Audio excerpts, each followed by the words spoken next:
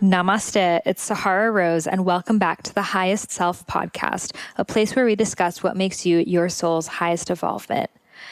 I am beyond excited for today's episode and also to share with you some pieces of amazing news. My masterclass with Shaman Durek, Awaken Your Powers, is now out. This is your masterclass. If you are ready to rise up as a leader in the new paradigm, you want to be heard, you know you have a message to share, but just something within you is just hesitating a little bit to just go all out and let the world know how amazing and wonderful and impactful you truly are. So this masterclass, we dive deep. We go into using social media as a tool to spread your message, how to book clients, how to get on stages, how to shift your energy to attract opportunities, how to deal with uncomfortable moments, how to earn your worth, how to be okay with creating a business around your healing expertise or whatever else that you may feel like can't put a monetary value on it. Well, listen, if you want to do this full time, you have to make abundance your friend. So we dive into all of these topics and so much more. It is impactful. It is full of pitta, fire. It's going to get you off your seat, taking action and into the world. So head over to my website, IamSaharaRose.com. You'll see it. It's called Awaken Your Powers. You can also just head to the link in this podcast episode. The link is right there. It's only $35 before August 1st. Then it moves up to $50. And at the end of the masterclass, in the next few weeks, we are going to be doing a live Q&A webinar. So this webinar is your chance to ask us whatever you want. You can ask us about how to expand your social media message, how to perform on stages, whatever it is you're looking for, we are here to support you. And we've also created a private Facebook group so you can connect with other tribe members, support each other, lift each other up, connect, network, create businesses together, create podcasts together, whatever it is that you are waiting to do. This is your tribe. We are also going to be doing an Instagram pod where you will be able to comment on each other, follow each other to build your social media following. So head over to my website or the link in this episode to join the Awaken Your Powers Masterclass. I also want to announce that my book, Eat, Feel Fresh, is now available for pre-order on Amazon, Barnes & Nobles, Target, Walmart, Books A Million, IndieBound, wherever books are sold. I am so excited. This book is my version of Ayurveda, my alkaline version. So I've taken away dairy products, ghee, excess rice, all the heavily oiled cooked foods, and I've included foods and recipes from around the world, like ingredients like avocado and Argentinian food, Japanese food, Thai food, Indian food, all of it from an Ayurvedic perspective. I've also made the recipes tridoshic. I teach you how to consume tridoshically. So that means it's safe for Vatas, Pittas, and Kaphas to eat by eliminating certain ingredients. So I teach you how to create tridoshic meals, how to do alkaline Ayurveda, how your mind is connected to your body, and it contains over 100 gluten-free, dairy-free, plant-based alkaline recipes with an Ayurvedic focus. So I'm also offering some amazing pre-order bonuses, including signed book plates, which I will be mailing to your door, tarot cards, bookmarks, and then if you order multiple copies, I've got webinars, bonus recipes, never released before podcast episodes.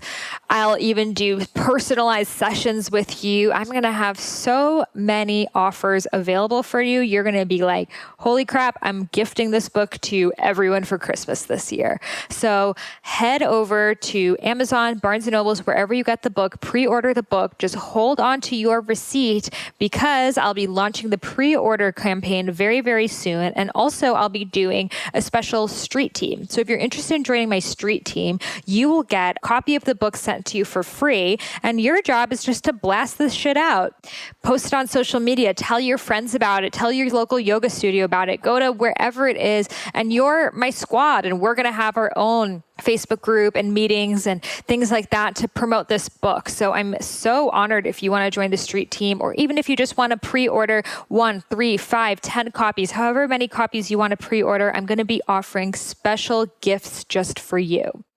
So before we get into this episode, I want to mention my favorite product, Uveda. Uveda is a modernized Ayurvedic supplement line. So they've taken ancient Ayurvedic herbs with modern vitamins and minerals and specified them exactly to what you need. So the mood formula is my favorite. I've been taking it every single day since December when I first started sharing to you guys that I was diagnosed with adrenal fatigue.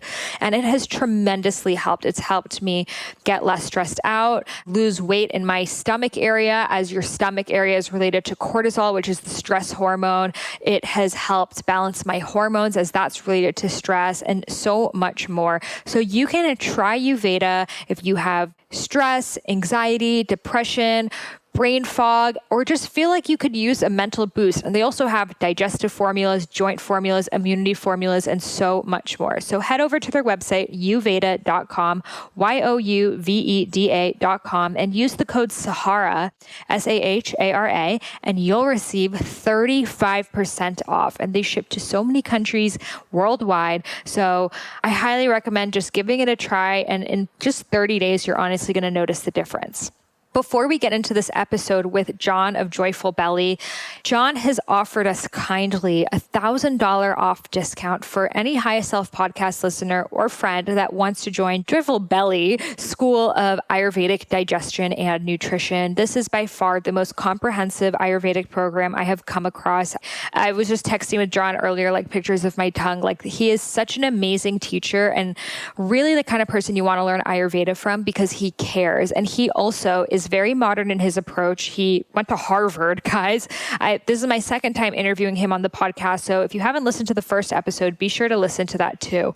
But what I love about Joyful Belly's programs is they train you to become a practitioner. So they have 2 programs. Their first program is their Masters of Ayurvedic Digestion, which really goes deep into the digestive system. So whether you are a total newbie, you've never taken a class in Ayurveda before, or you are a doctor and you just want to learn more about digestion, maybe you're a health coach, maybe you're a yoga teacher, maybe you're trying to get into corporate wellness, whatever it is you're looking to get into, I highly recommend Joyful Belly. They have also a 2-year program, which is Fundamentals of Natural Healing, which teaches you all about Ayurveda. So if you want to work with anything from pregnant woman to self-care to starting your own retreat space to whatever it is you're looking for, they cover it in that 2-year program. So you graduate as an Ayurvedic practitioner.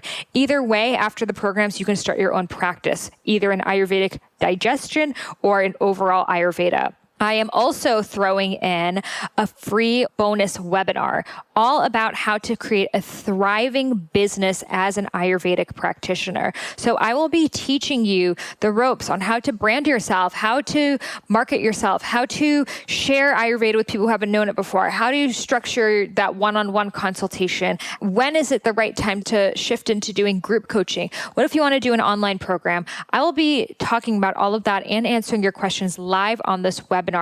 And on top of that, I will have a bonus Facebook group to support one another, the Highest Self podcast community that is in Joyful Belly, to connect with one another. And you guys can ask me questions on there, and I'm so honored to help you. So to get those bonuses, head over to my website, IamSaharaRose.com. You'll see it says Become an Ayurvedic Practitioner, and click on that. It has tons of information, facts, all about the programs, etc. Click over there. You'll receive his webinar. You can hear the other podcasts I did with him. He'll email you.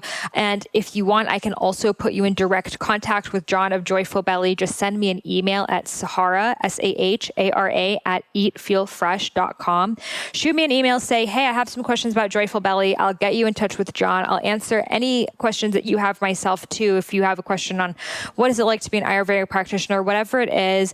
And when you sign up, just let me know that you signed up, and I'll add you to my webinar and to the private Facebook group, and you'll receive your $1,000 off scholarship. So congratulations for all of you guys who are thinking about joining. It is the most impactful and amazing thing I've ever done in my life. I did an episode 99, why Ayurveda is the next big thing. And I talk all about why Ayurveda is the next yoga. Not that it's going to replace yoga, but in terms of how popular it is. Yoga studios are on every corner. Everyone practices yoga. Everyone knows what yoga is. But Ayurveda is next because it's its sister science, and they were never meant to be taken apart. So I believe that in the future, we're going to see Ayurvedic restaurants, clinics, retreat centers, companies, all of that on every corner return. And that's such a beautiful thing. And I want you guys to join me on, the breaking grounds of this ancient health system reemerging into the modern world. So becoming an Ayurvedic practitioner is an incredible career shift to make, because you will be really among the first in the US or in Europe or whatever country you live in. Unless you live in India, then you're definitely not among the first to practice Ayurveda. And there's so many ways that you can do it. So listen to that episode, Why Ayurveda is the Next Big Thing. And I got a lot of Ayurveda episodes on here, so listen to any of them for more inspiration. But Joyful Belly is by far the place that I recommend most. There are live calls, it is so hands-on, and it's online, so you can do it from anywhere, but you feel like you're in person. And the 2-year program also includes a clinic that you can do, and they can place you with internships as well. So let's hop into what we're going to cover in this episode now. So in this episode, we go deep into tongue analysis. And the reason why John and I were like, what should we talk about? Well, we chose tongue because the tongue is it's like the crystal globe to your health. It tells you everything there is to know about your health. But also, it's the topic that they cover in both Joyful Belly programs, in the 1-year Masters of Ayurvedic Digestion and the 2 years Fundamentals of Natural Healing. So either program you do, you're going to learn a lot about tongue. So in this episode, he gives us really a workshop on the tongue. This workshop is something that people would honestly pay a lot of money to be a part of, and he's so generously just gifted it to us. And he tells us all about how you can begin tongue analysis. So by the end of this episode, you guys are going to be able to look at your tongue and know exactly what's going on, what dosha is out of balance, what dosha you were born with.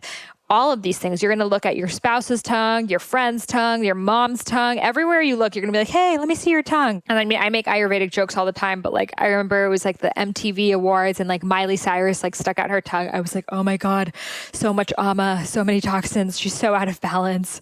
LOL Ayurveda jokes. But you're going to be doing that by the end of this episode, guaranteed. So we talk about the shape, the coating, the color, all of these things, and how it seriously tells us so much about our health. So if you're interested in Ayurveda, you're going to love this episode. Without further ado, let's invite John of Joyful Belly to the Highest Self podcast.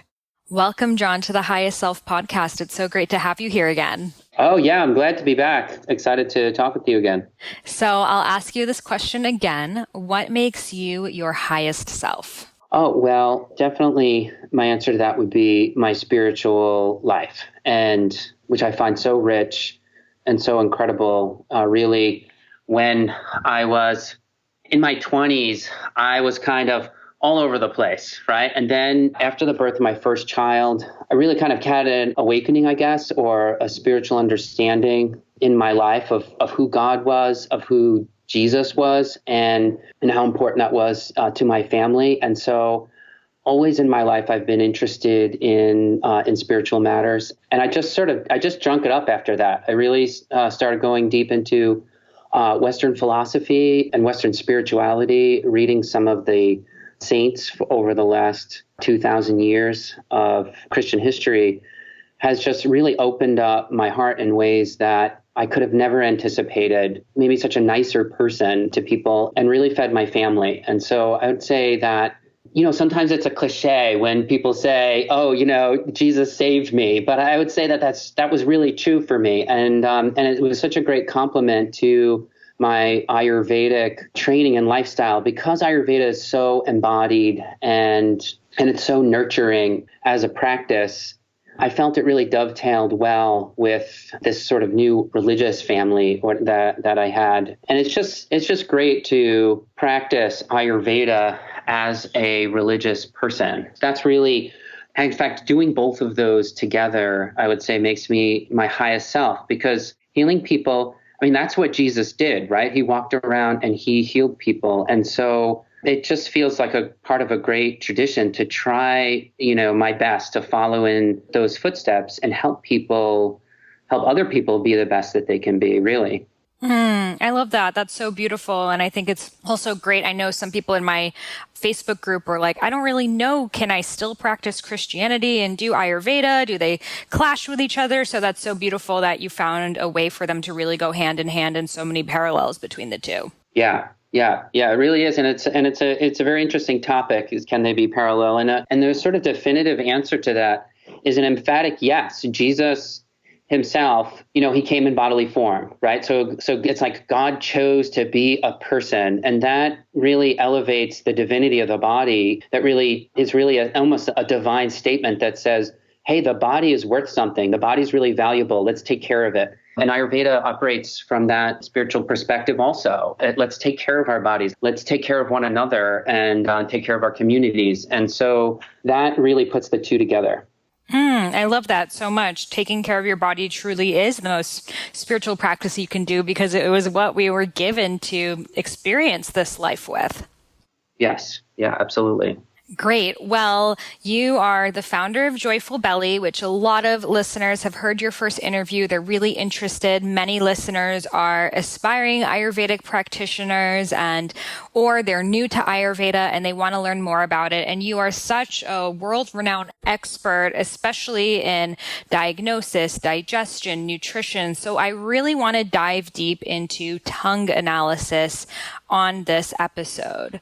So can you please share with us a little bit about how Ayurveda uses the tongue and what that says about our health? Yeah, well, the tongue is so important as part of our daily self-assessment. Really, in Ayurveda, we're always looking for signs and almost a window into our body to see what's going on in there. We have our feelings, pain, or comfort or discomfort, right? We have a number of body experiences every day. But one of the most important windows into our body, or the ways that we self-assess in Ayurveda, is with the tongue. And the tongue is a window into our whole body, but also it's a very special window into the digestive tract, which, as we know, is the foundation of our health, right? And it's so important to have great digestion if you're trying to help your body in any way. So this all-important window to the digestive tract makes us very interested in the tongue and looking at the tongue, examining the tongue. There are a few other reasons why we should care about our tongue. The tongue is a gatekeeper to our body. The tongue says, hey, this doesn't taste good, you're out. All right, that tastes great, you're in. And so the tongue is almost like the gatekeeper, the sentinel that lets you in or tells us what to eat, what to nourish our body. There are a few other reasons why I love doing tongue assessment. It's one of the diagnostic tools that I pay the most attention to. Everyone always talks about the pulse. I love to talk about the tongue. One of the reasons why I love to talk about the tongue, very simply, is clients can send me a picture of their tongue. So if a client is, if I'm meeting with a client over the phone and they can't come into my clinic, they can just send me a picture of their tongue. And I can't take their pulse from remotely, but I can look at their tongue. That's really valuable. One of the other things I love about the tongue is that the tongue sort of tells you subacutely, it's sort of like between acute and chronic, right? The pulse can change if you're exhilarated by something, or if you're hungry, or if you had a cup of coffee. You're going to see radical differences in the pulse. The tongue's not going to change that much that quickly. Tongue changes, especially the tongue surface, changes maybe daily, maybe over 3 or 4 days, but not minute to minute. So sometimes I find it to be a reliable diagnostic tool for what's been happening the last few days. Now, the tongue body shape, it tells you constitution. That's more long-term. And the tongue color will tell you more chronic conditions. So you get a real smattering of different diagnostic aspects or diagnostic characteristics through looking at the tongue. It shows the health of the blood, like all very red tissues of the body. When doctors check for anemia, they always peel the lower eyelid of the eye and see, hey, what does the conjunctive of the eye look like? Is it very pink and is it very red and inflamed, or is it pale? And the tongue shows that as well, like I said, like all red tissues of the body. And also your tongue coating, very important, and the saliva in your mouth, very important indicator about blood plasma, the white part of the blood, whether that saliva is thick and frothy, whether there's a coating on the tongue, whether it's thick or thin, the color of the coating on the tongue, all of that is going to tell you whether the plasma is undernourished, whether there are toxins there, etc. So super important as a diagnostic tool. I love that so much. And I think that's so accurate how you can just take a picture and you can see. And so true with the pulse analysis. If someone just ate, if someone drank alcohol, there's so many things. If you're just excited, that's going to change your pulse. And there are deeper levels to the pulse, but that's something that also for people will really take years and years to master. Whereas with the tongue, just from looking at, like, do you have a crack? Do you have a red tip of your tongue? There are things that you can just look out for. So can you begin to share some of the things, like, can listeners just look in the mirror right now, look at your tongue, see what's going on? And John, can you share with us some indicators we can look out for and what that means? Yeah. So when I assess a client's tongue, and what you can assess when you're looking at your tongue is the following, right? I'm just going to give you the list. This is what I do when I'm meeting with a client. I examine the tongue, and here we're just going to talk about approach, right? We'll get into some more of the meaning later. But here's how I approach the tongue. I examine from the outside in. So I almost like start with a big circle and then sort of narrow my circle inward, right? So first, I'm paying attention to the breath, right? If the client's sitting there, then I smell their breath. I look at their breathing rate and I think to myself, okay, what does that say about their body? And that's sort of in the atmosphere, right? And then I look at the skin around their mouth and I say, okay, what's going on in the skin there? Is there acne in the chin? What's the color of the skin? All that is going to give me a bunch of clues. Then I start to get a little bit closer and I look at the lips. Are the lips cracked or not? Are the lips dry or moist? Are they full or empty and full and thick or empty and thin? What's the color? Are they pale or blue or red? And then I look at the teeth of the client. I say, oh, what's going on with the teeth? Now, white tissues of the body are so awesome for looking at blood plasma. The whites of the eyes, the whites of your teeth, even your nail beds to some extent. You can see any impurities in the blood, basically, when you're looking at the teeth. Because if there are any impurities, it's like if you have a white wall, you can see all the dust in the room. But if you have like a dark colored wall or a dark colored rug, you can't see any of it, right? Well, the white tissues of the body give us that great window to any impurities in the body. So I look at the teeth next. Then I'm closing it. I'm moving closer to the tongue, right? I haven't even gotten to the tongue yet, but this is what I'm looking at. Then I look at the back of the throat. Back of the throat is sometimes a little yellow. Then I know there's lots of bilirubin in the blood coming from the liver, which just means a kind of leaky liver. And the liver may be a little weak there. And then finally I'm getting to the tongue. I look at the coating on the tongue. So what does that tell me about? I mentioned already, that's going to tell you about some toxins in the blood or what's going on in your blood plasma. Then I look at the tongue surface itself, a little deeper. The tongue surface, is it cracked or not? Is the tongue swollen or not? Then I look at the tongue body shape. Is it a long or a short tongue? Is it a wide tongue? Is it a thick tongue? Again, is the tongue swollen?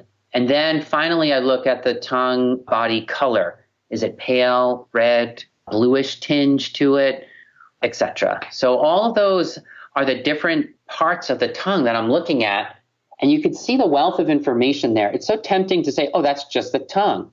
But from this brief discussion, we already know that there's just so many structures there, so many anatomical structures that are revealing things about our internal body. So good. And I love how you really look at everything. Even tongue analysis is such a holistic thing. It's not just the tongue. It's the mouth, it's the acne, it's the lips. And even as you were doing that, people who know a little bit about Ayurveda, you were also assessing Prakriti and Vikriti the whole time. So the size of the lips is more Prakriti, but the dryness or moistness is more Vikriti. So you're doing both. So I'd love to know more specific. So for example, what does a Vata tongue and mouth area look like? Okay. Well, in Vata, we're going to expect that the skin would maybe have a little bit of loss of its luster, right? Because Vata tends to be a bit deficient. And so the skin may be a little bit on the pale side, reflecting that deficiency. And again, we're talking about pathology here. Vata in health is, the skin is going to look normally beautiful. But as those imbalances creep in, that's what I'm talking about here. So We'll see maybe the skin being a little more pale, the skin being a little bit more fragile, thin, the skin is a little thinner. As we look at the lips will be a little more thin too, sort of drained of fluids and reflecting perhaps, chronic dehydration or chronic deficiency. As we look into the teeth, again, healthy Vata, you have nice pearly whites. The teeth will be a little bit smaller perhaps than a Kapha tooth would be. But if there's an imbalance, we may notice irregularity in the teeth itself in terms of like just structurally, like the teeth may be a little more crooked or bent or something along those lines. If we're looking at an elderly individual, the teeth may be a little gray or aggravated. The Vata teeth tend to be a little bit more on the grayer side. Getting into the tongue, we may notice a thick coating on the tongue, which would be a sign of ama in a Vata person, a sign of toxins on the tongue. But Kapha people will also have a thick coating for a different reason. So we're really going to be looking at the color of that coating. If the color of the coating is more grayer rather than whiter, we're going to be thinking Vata type coating. Then the tongue body itself is, again, going to be a little bit drained of fluids. So the tongue is going to be thinner, more cracked, and maybe a little bit more jittery, moving around as you're looking at it. It's hard to keep that tongue still. There are cases when the tongue of a Vata person may be swollen and appear big. Those are some special cases, though. Okay, so let's say you have, the dryness and the cracking, but your Prakriti isn't like that. You don't have thin lips. You just have the Vata imbalance. Because a lot of people are confused. Am I treating the Prakriti? Am I treating the Vikriti? So how would you go about that? Yeah, well, a Vata, if you have a Kapha constitution, but you have a Vata imbalance, usually you're not going to see that strongly reflected on the tongue, quite honestly, except in the area of assessing the nervous system through the tongue. So the tongue will appear jittery because their nervous system is a little haywire, but you're not going to see many other Vata signs on the tongue itself. And the main reason for that is in a Kapha person, just by virtue of their constitution, they're not going to have that deficiency. And most of those Vata signs on the tongue are related to deficiency. In general, when a Kapha person has a Vata imbalance, it's nearly always either secondary to the Kapha itself, meaning the cause is Kapha, and Vata is aggravated is almost like as a complication of it. Or if Vata is properly aggravated in a Kapha person, it's really just in their nervous system, and the cause is their routine. And so you just fix their routine, and that brings that Vata quickly back under control. Okay, beautiful. And can you share with us about chronically dry lips? It's something I experienced, and I know a lot of listeners have also experienced the same thing. Is that always a Vata imbalance? Well, that's a curious question, a great question to ask. So when you're referring to dry lips, I'm assuming that you're not referring to the lips being thin, which is kind of that constitutional dryness of like a Vata person. I think you're talking more about the lips maybe just not having any moisture on them and feeling like they need chapstick all the time. Is that right? Yes, exactly. Okay, great. So I have found that when the lips start to get scaly and a little dried out in a person who has more Kapha, that usually some kind of tendency towards fungal infection is underfoot, that there may be some candida somewhere in the person's body. Could even be just a toe fungus.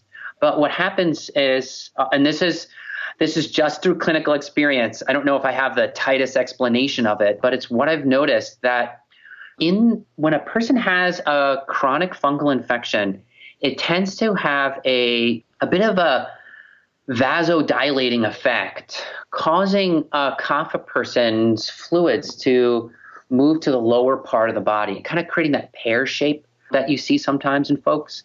And the upper body tends to be a little dry, lower body tends to be a little bit more full. And so you'll see the arms will be thinner, but the legs will be hardier. And so I think of dry lips as sort of a part of that pattern of loss of fluids in the upper body with vasodilation secondary to a fungus infection. Now, again, I would love to do the double-blind, control study on that clinically. I'm just really riffing off of my clinical experience with that. I love that explanation. Yeah, it's very thorough. And of course, you have so many years of clinical experience. So what if, for example, a more pitta person has the dry lips? Would it also be related to a fungal infection? Yeah, because pitta naturally doesn't have dryness. Pitta always has oiliness. And so what you should see in a pitta is nice unctuous lips, not as full and thick or as big as a kapha person's lips, but not thin either. They should be moist, unctuous, and medium full-bodiedness to the lip. Good coloring. So also if they have the dryness, feeling like they need coconut oil or something, do you think that it would be related to candida or something like that? It seems that, as you know, candida itself is a pitta imbalance. And so, it's a pitta kapha imbalance. It's maybe kapha in cause, but pitta in effect. And so if a pitta person has that sour quality that pitta has, there may be some kind of underlying infection associated with that. But really, when you're looking at a person who has a pitta prakriti or a pitta constitution, they have really robust circulation, and the fluids are very unlikely to drain from the upper body. In fact, in a pitta person, heat usually causes the blood to move upward and their face looks flushed. And you may have more fluids in the upper body and the lower body may be drained. And so in a true pitta prakriti, without kapha secondary or without kapha primary, you probably wouldn't see that dry lips. I have to think about, what exactly would cause that pathology in a pitta person. Yeah, and sometimes it's just, dehydration, or especially if you're using something like chapstick or Blistex, like it's just so addictive that sometimes we just create this perpetual dryness. And also, I think almost everyone in Western society these days has some element of a Vata imbalance. Oh, totally. So can you tell us about what do the cracks mean in your tongue? Okay. So cracks are really about the tongue surface. So let's talk a little bit about the tongue surface. Cracks in general mean that there's some injury to the digestive organs. Remember, the tongue is a part of the lining of the digestive tract. So when I'm looking at cracks, I'm thinking that degree of the crack, meaning the number and the size of a crack, correlate to the amount of injury to the digestive organs. Now, injury doesn't mean you can't fix it, but it could mean that there's degenerative changes that are irreversible. But definitely when we're looking at a tongue, it is a sign of, cracks are also a sign of dryness, right? That the tongue is cracking, almost like the way mud cracks after a rainfall in a desert. As those puddles dry up, the mud sort of cracks. Well, that's a good way of thinking about tongue cracks as associated with dryness. So injury and dryness are what I'm thinking of. The number of cracks, the depth of the cracks are going to indicate the degree and amount of injury. Now, also location plays a factor here too. If the location of the tongue coating or a tongue crack or anything on the tongue has an indication as to what organs and stuff may be underneath, maybe behind it. And that has a lot to do with how circulation works in the tongue. So that's a very interesting topic itself. But yeah, cracks, injury to the digestive organs or dryness in the body, acute dryness. And when you say injury to the digestive organs, what could that look like or mean? Okay, that could mean inflammation in the gut. The skin of your gut can get wounded, just like the skin on your outside of your body. Like if you skin your knee, there's a sore there. Well, you can have a sore inside your gut, especially an ulcer is an example of that. But you can have inflammation, you can have a sore, you could have atrophy of the stomach. And that also is a degenerative change. Inflammation may not be present, but usually that's secondary to something like an H. pylori infection, or even an elderly person who has a poor digestion for a very long time. Some of those stomach acid-producing cells can start to die. And that would be also an injury to the digestive organs. Okay, so it could be something like that, and then it could also just be related to excess Vata in the system? Yeah, if there's too much dryness, and this could be chronic or acute, you'll see more cracks. I have clients that wake up in the morning and they have cracks on their tongue, and then the next morning they wake up and they're gone. That's very interesting, but it's not abnormal. It's a number of my clients have reported that. So these cracks can come and go. I have had a client that I worked with for about 6, 7, or 8 months, and just slowly her organs healed so wonderfully that the cracks disappeared. The color of her tongue returned to a healthy pink. There was no more patches on the tongue, which is another issue that you see on tongue sometimes. It was really great and fantastic to see how her body was restored. I love that. And is there a difference between having one big crack versus several smaller cracks? Yeah, it can be. Sometimes one big, long crack down the center of the tongue has been, I've heard that talked about as thyroid issues or issues on down the spine, or that they are, metabolic issues down the spine. And I would prefer a client to have several very superficial cracks to one very deep crack. I think the depth of the crack really points strongly to severity. Number does too, but really a really deep crack, I'm going to be more concerned about their condition than several smaller ones. Okay. And when you say location of the crack has to do with what the issue is, can you share with us like some various locations and what it's related to? Yeah, the tip of the tongue, often talked about as being related to the heart. So, and I also relate that to vasodilation, that if your heart's pumping hard and you're getting blood circulating all around the body, that blood is really going to show up at the tip of the tongue. And in general, people should have a slightly redder tip to their tongue. That's a sign of healthy agni, healthy fire, digestive fire on their body. So think of the tip of the tongue as more related to heart. I think of the middle of the tongue as related to small intestine and stomach. Your basic where digestion is happening. And so if there's problems there, a crack there or coating there, I'm thinking what's going on in their stomach? What's going on in their small intestine? In the back of the tongue, more related to colon problems. If I see a yellow, thick coating in the back of the tongue, I'm thinking inflammation and fermentation in the colon. And I'm going to think about cleaning that person's colon and trying to reduce the inflammation there. So kidneys and lungs are more on the sides of the tongue, kidneys in the back, lungs more in the front. Yeah, so those are some of the basic location of organs as it relates to the tongue. Fascinating. I'm sure everyone listening is just staring at their tongue right now, as I am. Yeah. So can you tell us about the coating? What coating really means, and different colors of coating, diving into that? Okay, yeah. So first thing you want to look at with coating, is it thick or thin? You actually want a thin dime-sized coating in the back of the tongue.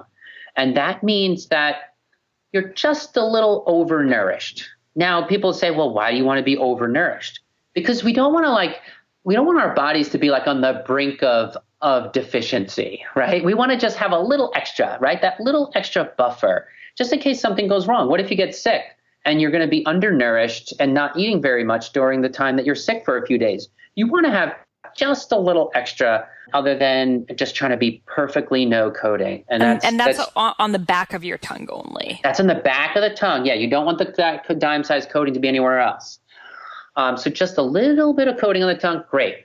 As that coating starts to expand over the tongue, as it starts to get thicker, we're looking at more ama in the body. That means toxins. Now, if the coating is a nice white color, which is the best color to have, you're looking at a more kapha imbalance. A person just has had too many sweets, too much richness in the blood. And so what's happening is that because their blood is too sweet, tons of bacteria are growing on the surface of the tongue, and it makes this sort of thick coating, right? The coating itself is not really something produced by the body as much as it is by bacteria feeding off of the saliva. Now, if the coating starts to turn colors, now we're looking at other issues. So a grayish coating is a Vata sign, and that means that there's fermentation, probably gas and bloating in the stomach. If a client shows me their tongue and I see that the coating is really gray, I'm thinking they're constipated right away, or I'm thinking that they have gas and bloating. And so that's a great indicator of that. And if I see the tongue coating is yellow, then I know that there's bile components in the blood. Well, where does that bile come from? The liver.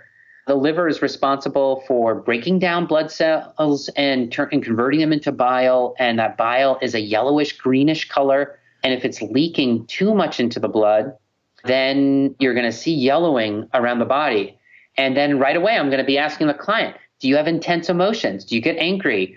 Because that bile is irritating to the whole body and really heats the body up. If I know that if I take their pulse, their skin's going to be warm if their tongue coating is yellow because, well, bile makes you warm. It's called choleric heat in Greek medicine when you have those bile components in the blood. So that basically summarizes coating. Briefly, we should also talk about saliva because even though the saliva is clear, it is coating the tongue.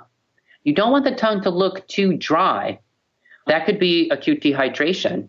But you don't want the saliva to be really frothy either. What does it mean when saliva is frothy on the tongue? It means that it's trapping air bubbles. Well, why would it trap air bubbles? Because it's too thick. If the saliva is too thick and slick, it means that the blood plasma is too thick and slick, and circulation is going to be sluggish.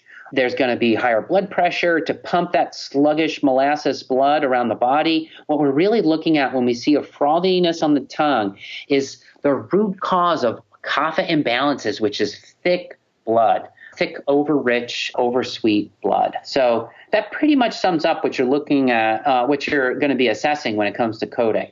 Okay. I'm looking. So if you mean bubbly, so some people's saliva has just bubbles in it all the time? Yeah, bubbles in it, or it's really frothy. Like you see like a dog frothing at the mouth, like a rabid dog frothing at the mouth. You always see those like bubbles around it, right? Well, sometimes people have, and it doesn't mean they're rabid. It just means they have thick blood. They have just a little frothiness to the saliva. And then there's degrees of that. So if it's like just some bigger bubbles, that's less kind of an indicator than really like froth, like foamy almost. And then another sign of thick saliva is if you see a string attached from the roof of the mouth to the surface of the tongue. You open the mouth and you see there's a string attached, then you know that the blood is really thick and viscous. And that viscous blood just totally bogs down a kapha metabolism. It's the root cause of weight gain and a number of other kapha pathologies. You really want to thin that blood out if you're seeing stringy saliva from the surface of the of the tongue to the roof of the mouth, or frothiness on your tongue. Fascinating. And what does it mean if you can see the taste buds really on the tongue? Does that mean anything? Well, okay, so that's normal. To see the taste buds on the tongue is normal. Sometimes people look at the back of their mouth and they're like, oh my goodness, I have two big, huge bumps in either side in the back of my mouth. I must be sick, or they must be inflamed, or that looks gross. That's what they're thinking, right? Most people have them. They're a normal sign. They're nothing to worry about. You may see some bigger taste buds in the back of your mouth, which may even be highlighted a bit by the coating. But if you see red dots, that's a problem. If you're looking at, and by red dots, I'm looking at those, what would be a good thing that's about that size? It's like they're not red points, but almost like little small discs. Geez, I wish I had a good something to compare the size to, but it's like smaller than the head of a tack, but I don't know the best size description for them. I'll come up with it probably as soon as we end the call. But yeah, I'm seeing them on the tip. It's like these little bumps, and they almost have white on the very tip. Okay, so white on the I would love to see a picture of that because this would help nail it down. But if it's like a red disc, then that's a heat sign, almost like an inflammation in the gut. A person could be just getting over a cold or the flu. Also, it could be that inflammation could be somewhere else in their body, but it's definitely like a heat sort of flaring up.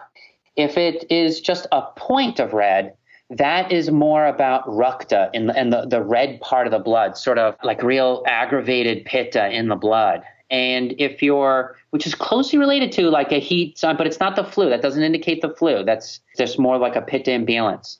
Now, if there's white on the tip of it, are you saying it's almost like a whitehead, like a pimple or something, Sahara? No, it's like the taste buds. I mean, I'm looking at it on my iPhone camera, so maybe it's not the best. Yeah. But when I'm really going into the taste bud, I feel like it's sort of like white on the tip. Yeah, yeah. I'll Okay. put a picture online. Everyone can help me diagnose what's going on. All right. Sounds good. I'll chime in there. Just send me a link when you have it posted, and I Yes. will check it out. And so I know the tip of the tongue, you said a healthy red signifies good Agni, but at what point is it a pitta imbalance? Yeah, well, so the tip of the tongue should be slightly redder, but if it's, and maybe that's just an experience type question, but if it looks like ruby red, there's a difference between it being just a little bit extra red and it being this almost like a really hot ruby red color. And that is where if your tongue is a deep red color instead of more of like a pinkish red, then you're also looking at a burning up of fluids or a strong heat imbalance. And this sometimes even happens in a Vata tongue, that a Vata person can be so dry or so deficient that it causes almost like a flaring up of heat. It's called Vata pushing Pitta in Ayurveda. And so you see this deep red tongue in a Pitta person or in a Vata person who's really deficient. You can see that redness also. So you're just going to be looking for deeper shades of red, or it's really bright red instead of just a little bit more red. Yeah, because I definitely have the red tip, but not sure if it's the healthy. Everyone will help me again when I post up the picture of my tongue. So what level of white coating is normal? Because doesn't everyone have at least some white coating, or is it just because we're so used to being out of balance? Yeah. So a dime size coating in the back of the tongue that's nice and thin is A-okay. But anything besides that, like in just like the middle of your tongue, is an imbalance. Okay. Yeah, it's a sign of either too much kapha or toxins if it's bigger than that. So you want to look at that a little bit. That doesn't mean that if you see that you should go into a harsh cleanse, because cleanse can weaken your body and cause an increase in coating. So you just want to, that's where you, and if you're a practitioner, you know all the ins and outs of that. But if you're not a practitioner and you see there's a thick coating on your tongue, then you're thinking, oh, maybe I'll talk to a practitioner, schedule a consultation, get an interpretation on this so that we can optimize the body a bit. Yes. And John does consultations, guys. So you can go to him online. So can you tell us a little bit about the tongue shapes and what that means? Okay. Yeah. A swollen tongue is one of the shapes that people overlook. They never think like, oh, my tongue is swollen. And they'll see the scallops on the sides of the tongue, which are an indication that the tongue is hitting the teeth. And they may look up in a book or whatever what that means. But the book usually doesn't tell you, oh, your tongue is swollen. Now, okay, you could also get teeth marks on the tongue if your tongue is really tense and you're pushing it up against your teeth. But basically, if your tongue isn't tense, which many people do have tense tongues, but if your tongue isn't tense and you're seeing those teeth marks, it just means your tongue is a little bit too big for your mouth. And that probably means it's a bit swollen. That can happen if there's inflammation somewhere in the body. It also happens if there's low Agni, a really low metabolic fire, which makes fluids generally a bit stagnant in the body. And that can lead to a swelling of fluid or a fluid accumulation in the tongue. Now, in severe cases, and this is another thing you see in textbooks, but I think it's really misleading, they'll say that a swollen tongue is a sign of malabsorption. That's because if you are starving, like almost starving to death, or you're in a country that has a famine, we've all seen pictures of famines where people have swollen belly, swollen tongue. But those are really severe signs that are associated with things like famines or very advanced disease conditions. So that's not what the average person's going to be looking at. If they see swelling on their tongue, it usually just means that their Agni is a little low and they should start to, troubleshoot that. And for people, like, how do they know if their tongue is swollen or that's just the regular size of their tongue?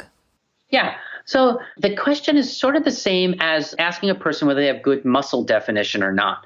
Like you look at someone's arm and if they flex their bicep, you can see whether the muscle has really good tone and definition, or if it's like a little bit soft and not quite having such great tone. And so that's really what we're looking at here too, is what's the tone of the tongue? Now, some Vata people will have a tense tongue. And so you'll see good tone on their tongue, but maybe even like too much good tone. It's too stiff. The tongue looks very stiff in a Vata person. But in a kapha person, the tongue can look just a little flabby and atonal. And then when it's swollen, it starts to just look a little puffy. And you're like, oh, yeah, well, you have to see a few tongues in order to get that. And so just ask your friends, hey, can I see your tongue? If you, they'll probably say no and be very shy. But if you compare 10 or 15 tongues, you'll know what a swollen tongue looks like. It just looks a little puffy. We're also going to be considering with shape of the tongue, the length of the tongue. A really long tongue means the same thing as really long limbs. If a person has really long arms, really long legs, you know their blood's a little thin, that they have that constitutional vata, so their heart easily circulates blood further out, and so the limbs grow a little longer. That's why you have long and lean, right? And the opposite is short and stocky. Why is the stocky go with short? Well, a kapha imbalance creates thickness in the blood, and then the blood doesn't circulate as well, so the limbs don't grow as long. Same thing happens on the tongue. The tongue's not going to grow as long either. So you're going to see those shorter tongues in kapha. You're going to see those longer tongues in vata. And then if a person has trouble getting the tongue out of their mouth, that could be a sign of debility and weakness in the muscle itself. If we're looking at a deflation in the back of the tongue, a depressed root, then we're going to be looking at exhaustion of the person, or adrenal burnout, sort of more debility kinds of things. Okay. So puffy tongue, what are other tongue shapes that people commonly have? Well, they'll either have a thin tongue or a sort of thick, very muscular tongue, or a puffy tongue. So that kind of covers that. They'll have that long tongue, which I already mentioned what some of the causes of that are. It can also mean like a bit of a heat sign if the tongue is very long, and a short tongue, which means more weakness, debility, or a kapha imbalance. And that's really it. You can see, like, basically you're looking at a muscle. So you can assess a person's muscle health by looking at the tongue shape too. You know, whether the sides of the tongue are curled up can give you an indication of stiffness of the tongue, and whether the tongue tip is raised or not, or into a point, can also give you indications as to tongue tension. So yeah, tongue tension, muscle health, puffiness, that's all we're looking at when it comes to shape. Okay, cool. So now with all of this information, let's say someone sees that they have, per se, like they need a cleanse. What would you recommend from an Ayurvedic perspective? Because most people would jump to do a juice cleanse, or maybe they want to do a water fast. What would you recommend? Yeah, well, first of all, cleansing is unique to the person. You can't just go on a site and be like, oh, first of all, people leap to the conclusion that they need a cleanse because they have toxins. That itself is very often not true. Sometimes you have toxins because your body's too weak. Sometimes you have toxins because of congestion. You only want to cleanse congestion. You never want to cleanse weakness, because cleansing creates more weakness. So yes, you could get rid of the toxins for 24 hours and then they come back, and they come back with vengeance because you've weakened your body even more. So the first question is not even so much what type of cleanse, but whether you even need a cleanse, or whether you need a restoration, and whether you need nurturing. So that's the first thing I'm looking at, is does a person have a congestive kapha disorder, or do they have a weakness, more vata type disorder? And then I tailor the cleanse around that. Yes, we still need to get rid of the toxins, but in the case of weakness, I'm going to be nurturing 90% and cleansing maybe 10%. So that's going to look like nice, tasty, easy to digest foods with plenty of oils and stuff in it to really nourish them. Healthy, nutrient-rich ingredients, all very easy to digest. And then I might cleanse them with some sour taste. I'm not going to use a lot of bitter taste to cleanse. I'm going to use more sour taste. Things like applesauce have a mild amount of sour taste in it that can cleanse the liver. I might give them a mild laxative. Harataki, one of the ingredients in Triphala, just will soften that stool up just a bit so that they have some easy elimination, but it's not going to just purge or empty them in any way, aggravating that deficiency. If I'm looking at a congestive type disorder, I'm going to be a little more vigorous in cleansing the client in that place. So if I see fluid accumulation in the tongue, swollen tongue, in a kapha constitution with sort of puffy skin, that they have mucus congestion in the morning and the mucus is thick, not thin, I'm thinking congestive type disorders. And then like I said, I'm going to be a little more vigorous. I'm going to give them exercise, sweat therapy, stronger laxatives, and a mild fast. I'm still not going to go into some kind of harsh fasting technique. I am just so not into those kinds of beat up your body type approaches. I really think that the better gains are had when you go slow and steady. So that's how I'd approach it. Of course, you can do panchakarma. You can always, see a professional when it comes to cleansing. I recommend it if you think you really need to strongly cleanse in any way, shape, or form. Do it with a professional. Make sure you're asking that practitioner, like, hey, are you vigorously going to cleanse, or are you not? Or is this going to be a gentle cleanse, et cetera, et cetera? Because some people, they get really gung-ho about over-cleansing, and some people are frankly, too gentle too. So, assess your practitioner and see what kind of cleanse they're going to give you. I love that. And do you normally base yours around a Khichdi cleanse, or do you diversify? Yeah, I base it around a Khichdi cleanse, but I always diversify it a little bit also. I may give them Khichdi, and I may suggest that they put some sweet potatoes in it, or I may give them Khichdi and even suggest a little fish or chicken in it if they need something a little bit more oomph into it. So I'm going to tailor those Khichdi recipes exactly to the needs of the client. Love that. And one question that I get frequently is, what if I feel sensitive to legumes? Even mung beans, they make me bloated, etc. Can they still do a Khichdi cleanse? Is it because they're not properly soaking and preparing the legumes? And let's say they still are, they're just not used to it. What can they do should they just not do it? Or I think a chicken soup cleanse at that point. The traditional way of handling a convalescing or a weakened patient in the United States and European culture is chicken soup. You just have that nice chicken soup. Khichdi I think has some qualities that are awesome that aren't in chicken soup. Like those mung beans have a lot of fiber, and that's helpful for cleansing the gut. So you may want to add something that's a little more fiber in your chicken soup. That could mean a few more carrots even. Carrots have some fiber in them. It doesn't have to be anything too fancy here, but I think a chicken soup is a great cleanse. Look at the celery, a great diaphoretic, a great vasodilator that's going to cleanse the blood, open up the pores, really flush the system out. Black pepper is going to assist that. Rice and chicken are nourishing, but not too hard to digest, especially in soup form. And then those carrots are going to be also a little bit of sweet taste there, and they're going to be providing some fiber. Maybe you want to add a little sourness to it to just get a gentle liver cleanse with that. So squirt some lime juice into the broth there just to increase that sourness a bit. Maybe you'll even throw some kale in there for some bitterness. That could also improve the cleansing qualities and add a little fiber. So you can very easily replace those mung beans. Okay. And I'd love to also know, what is your opinion on fermented foods? Because a lot of people are very into the fermented foods for gut health. Ayurveda traditionally is not. So I'd love to know your standpoint.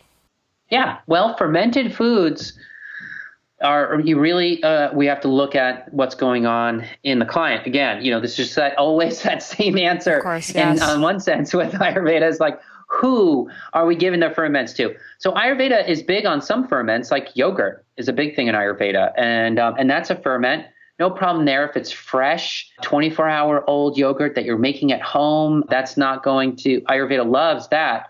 Where Ayurveda gets into sort of frowns a little bit upon older ferments that are a little bit more funky. In fact, I would say this, that Ayurveda's sort of rejection of ferments is really limited to funkiness.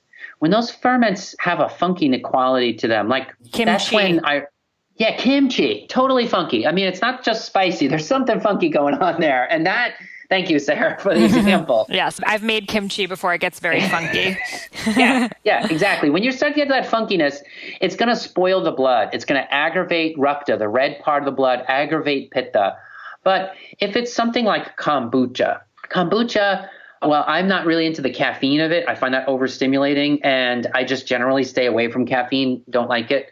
But a fermentation like kombucha, it's pretty thorough. The funk factor is pretty small, and sour taste, although it creates heat in the digestive tract and is a vasodilator throughout the body, it also gently cleanses the liver. It causes the liver to eject bile, which ejects toxins out of the liver and refreshes the liver a bit.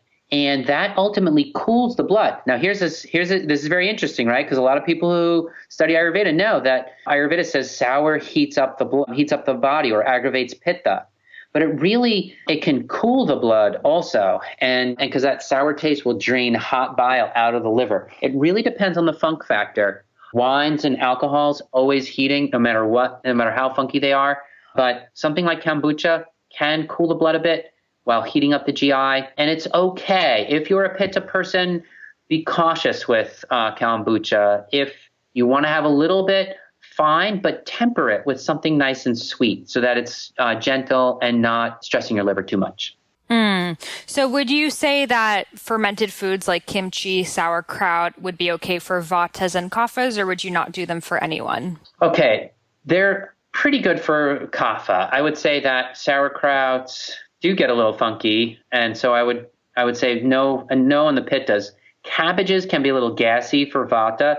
So in this specific example of sauerkraut, I might say to the vata person, hey, try it. If it gives you gas, then no more. Yeah, but yogurt is a ferment too, like I mentioned, and that's pretty good for vata. Yogurt's going to be a nice stool softener for a vata person, and it's nice and nourishing too. So I'm not strongly opposed to ferments in any way, shape, or form. I'm looking out for that funk factor, like we mentioned earlier, and alcohols and stuff are a little harsh on the system. And I find with kombucha, I have a lot of vata going on, so I get very, very bloated the moment I drink it. I love the taste, but it's like the air bubbles in it. And I always found that, since it's a wild yeast, if you have any sort of candida in you, it can kind of like take hold of that, and it can lead to candida. Though a lot of kombuchas market themselves as being anti-candida. So I'd love to so what do you really think of kombucha and this whole craze going on? Yeah, well, I think that it's all full of paradoxes. That's the thing. Every food has good qualities and bad qualities. It's like the same debate about tomatoes. Should I eat them because they have lycopenes and reduce cancer, or are they a nightshade and stress the liver? Well, how strong is your liver? If you have a strong liver, then don't worry about the fact that it's a nightshade. But if you have a weak liver, then those negative aspects of the tomato come to the forefront. So what's going on in your body? Is the candida in the kombucha going to bother you? When I first started studying Ayurveda, my digestion was so weak, I couldn't take probiotics. I couldn't take things like kombucha or even vinegar. There would just, be tremendous bloating and gas whenever I did it because my system was so weak at that time. And then now at this point, I can have a bit of that and I'm okay. But if I have too much, it aggravates sort of subacute inflammation. I tend to be a little bit prone to inflammation in my gut. And so, vinegars, and basically that's what kombucha is kind of, a different vinegar. It's really not much different than a vinegar. And so, I find vinegars just a little too irritating for my sensitive, pitta-prone gut tissue. So I have a few sips of it every now and then, but I never swig it. And I know some people, it's just like their replacement for, their afternoon tea is they're guzzling kombuchas. I don't know if I would do that. I think of a tablespoon of kombucha a day as a medicinal dose, and no more than that is needed. Totally. Yeah. I mean, when you even look at Russia, where kombucha is from, they would have like a tablespoon or just a small amount. And I was drinking a few years ago 2 bottles a day. It's insane. And I thought it's a great appetite curber because you feel so full because it's just so bubbly.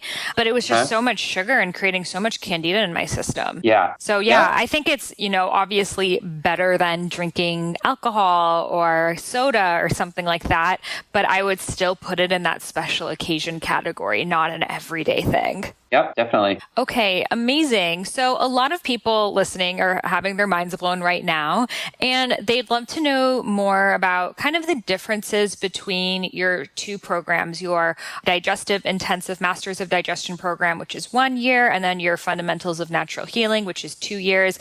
I know we spoke about the tongue, and the tongue is a huge part of both. So what are the differences? And, let's say someone's kind of interested in both. How can they decide which one is the right path for them? Yeah. So if a person's, really looking to, if you're looking to know more about Ayurveda and you're curious, and then people come to my site and sort of wonder, like, okay, well, I love digestion, I love Ayurveda, what should I do?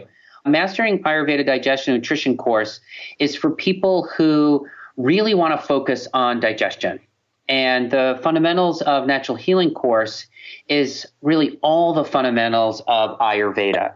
So the first question to ask the student is sort of, what are you looking for? The Fundamentals program is going to cover all the basics. We'll cover skin care. We're going to cover lung conditions, asthma. We will go over every part of Ayurveda theory. For the most part, there's just a really wealth and broad spectrum of information that we're going to be presenting in the Fundamentals course. In the Mastering Ayurveda Digestion and Nutrition course, we're not going to cover all of Ayurveda.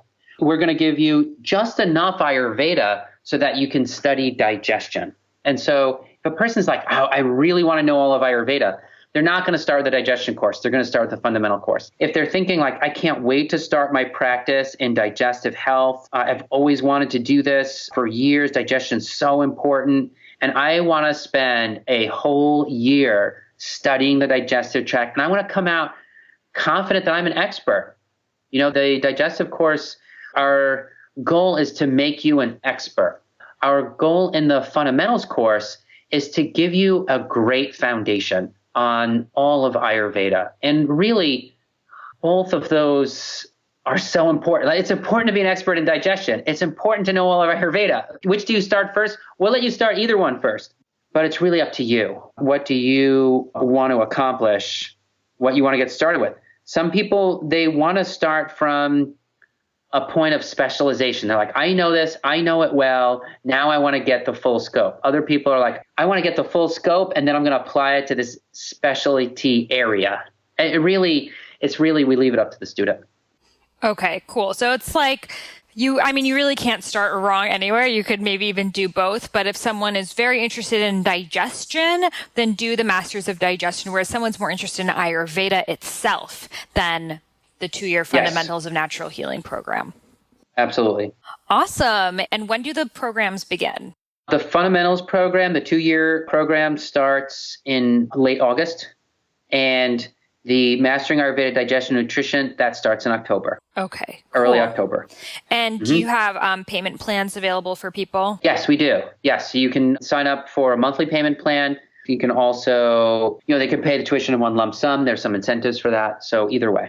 Okay, awesome. And we are also offering $1,000 off discount for everyone listening. You can head over to my website, iamsahararose.com. You'll see it says Become an Ayurvedic Practitioner. Just click over on that link or shoot me an email. I'll get you in touch with John. And John, you're open to answering people's questions and giving them more insight as well. Awesome. Absolutely. Yep. People, students contact me. They text my phone. And then I try to call them back as soon as I'm at a clinic or as soon as I have a free moment. We can talk over the phone.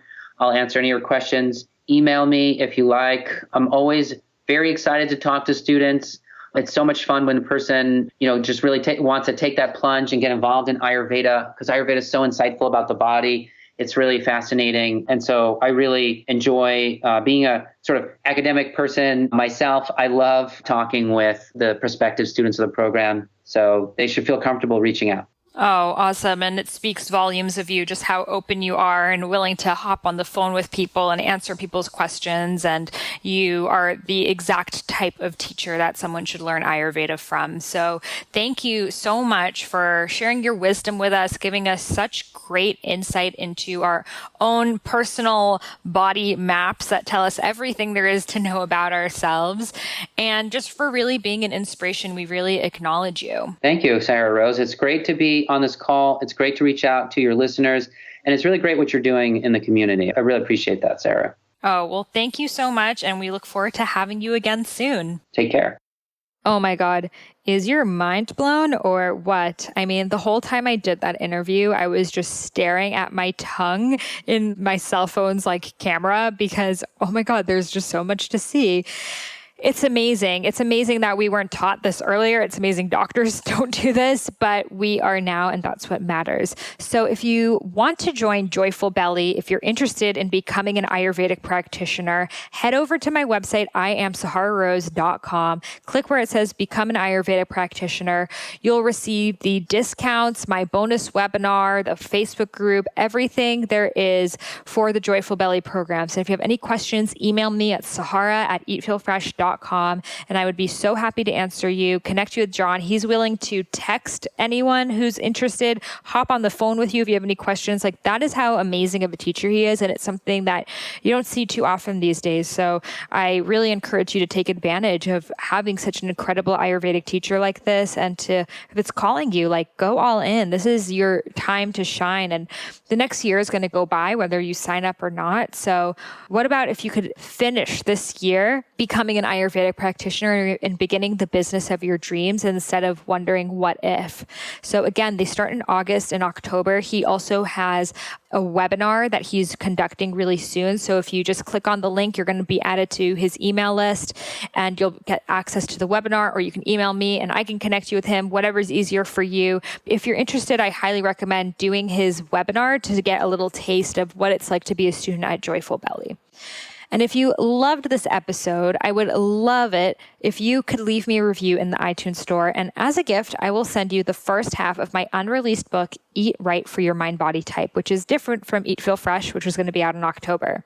All you got to do is head over to the iTunes store, write a nice little review, take a screenshot before you submit, and email it over to me at Sahara, Sahara, at eatfeelfresh.com. And I will send you back the first half of my unreleased book, never to be released book, Eat Right for Your Mind Body Type, which is now my Eat Right for Your Mind Body Type 12-week program. So if you're interested in Ayurveda and you don't want to become a practitioner, you just want to learn about it, join my Eat Right for Your Mind Body Type program. It tells you everything there is about Ayurvedic nutrition specifically. So we talk a lot about grocery shopping, meal plans, digestion, all of these topics. So it's a really good educational program. And if you don't know what Your Dosha is, guys, go to my website. Again, iamsahararose.com. I have the most amazing dosha quiz, and I'm going to call it the most amazing one because unlike any other dosha quiz, I separate the results between the mind and the body because I notice a lot of people have imbalances and their mind is different from their body. And that's what kept me from Ayurveda for so long because I was like, oh my God, I relate to like